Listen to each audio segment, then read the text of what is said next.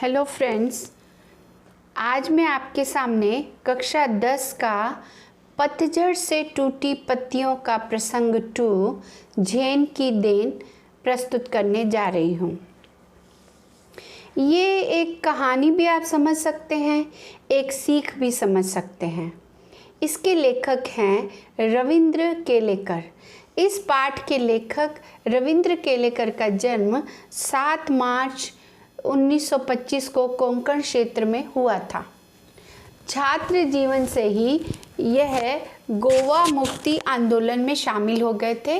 इन्होंने अनेक भाषाओं में अपने लेखन कार्य को प्रस्तुत किया है। इन्हें कई पुरस्कारों से भी सम्मानित किया गया है। गोवा कला अकादमी के साहित्य पुरस्कार सहित इनकी अन्य कई कृतियों को पुरस्कृत किया गया है। आइए अब हम इस कहानी को समझते हैं। लेखक जापान के अपने एक मित्र से पूछा कि वहाँ के लोगों को सबसे अधिक बीमारियाँ कौन सी होती हैं। लेखक के मित्र ने जवाब दिया, जापान के लोगों को 80% मानसिक बीमारियाँ होती हैं, क्योंकि वो बहुत ज़्यादा सोचते हैं और अपने दिमाग को बिल्कुल भी आराम नहीं देते हैं। जापान के लोग जो हैं अपने हिरोशिमा नागासाकी जो घटना हुई थी उसके बाद से इतने ज़्यादा एक्टिव हो गए थे कि वो अपनी प्रतिस्पर्धा अमेरिका से करने लग गए। वो 1 महीने में पूरा होने वाले काम को 1 दिन में ख़त्म करने की कोशिश करने लगे। उनका दिमाग हमेशा काम करता रहता है, इसीलिए उन्हें स्पीड इंजन भी कहा जाता है और वो कई हज़ार गुना तेज़ी से काम करते हैं। वो चलते नहीं, दौड़ते हैं। इसी तरह से जब ज़रूरत से ज़्यादा टेंशन हो जाती है, दिमाग थक जाता है, तो उन्हें मानसिक बीमारियां होने लगती हैं। उनके मित्र उन्हें एक टी सेरेमनी में लेकर गए। उनका ये टी सेरेमनी में ले जाने का एक मकसद था। वो लेखक के मित्र ये बताना चाहते थे कि जब बहुत चीज़ों की अति हो जाती है तो उसका एक समाधान खोजना पड़ता है, और यही एक समाधान था टी सेरेमनी। लेखक कहते हैं कि एक शाम उनका जापानी दोस्त उन्हें चाय पीने के एक विशेष आयोजन में ले गया। चाय पीने की इस विधि को चा नो यू कहा जाता है। लेखक और उनका मित्र इस आयोजन में जहाँ पर गए वो एक 6 मंजिला इमारत थी जो शहर से दूर बनाई जाती है।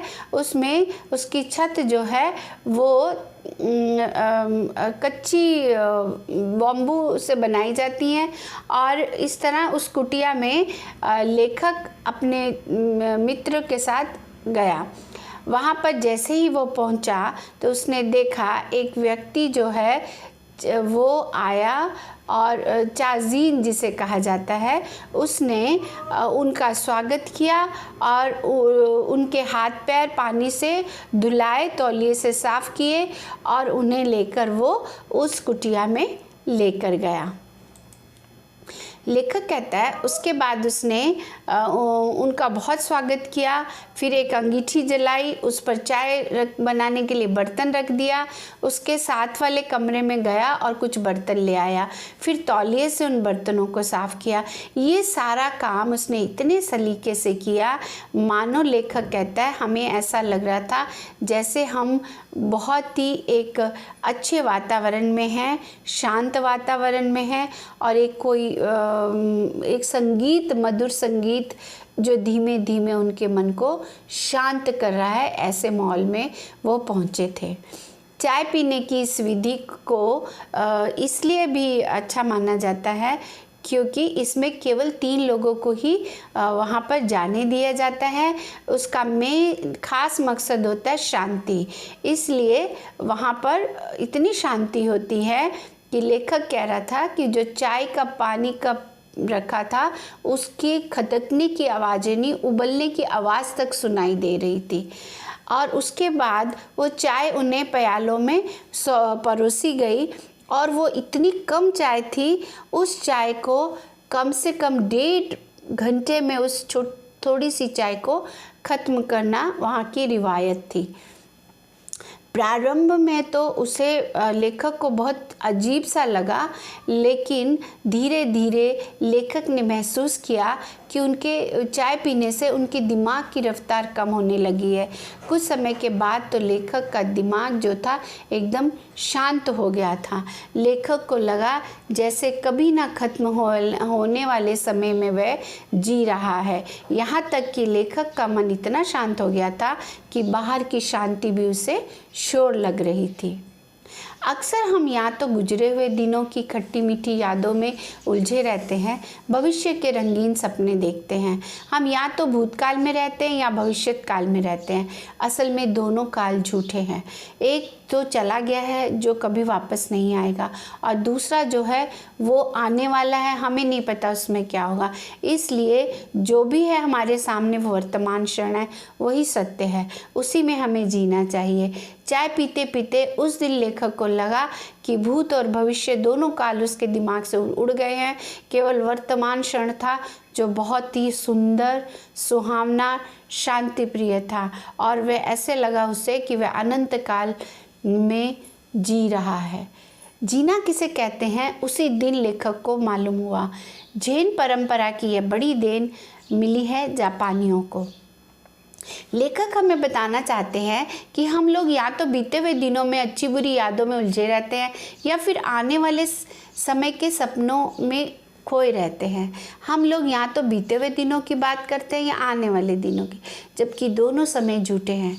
वो इसलिए क्योंकि एक बीत चुका है और दूसरा आया नहीं। तो बात आती है कि सच क्या है। लेखक कहते हैं जो समय अभी चल रहा है, वर्तमान, वो समय कभी ना खत्म होने वाला, बहुत अधिक फैला हुआ और शांति और सुख देने वाला होता है। इसीलिए हमें वर्तमान में जीना होता है। लेखक कहते हैं कि जीना किसे कहते हैं उनको चाय समारोह वाले दिन मालूम हुआ। जापानियों को ध्यान लगाने की यह परंपरा विरासत में मिली है। मुझे उम्मीद है ये पूरा पाठ आपको अच्छे से समझ में आ गया होगा, और इससे आपको एक सीख भी मिलती है कि हमें हमेशा वर्तमान में जीना चाहिए। यदि हमारा वर्तमान अच्छा है तो भविष्य अपने आप अच्छा हो जाएगा। इसी सुखद अनुभव के साथ, इस अच्छी सीख के साथ मैं इस पाठ का समापन करती हूँ, और फिर मैं आपसे मिलूँगी एक नए विषय के साथ। तब तक के लिए धन्यवाद।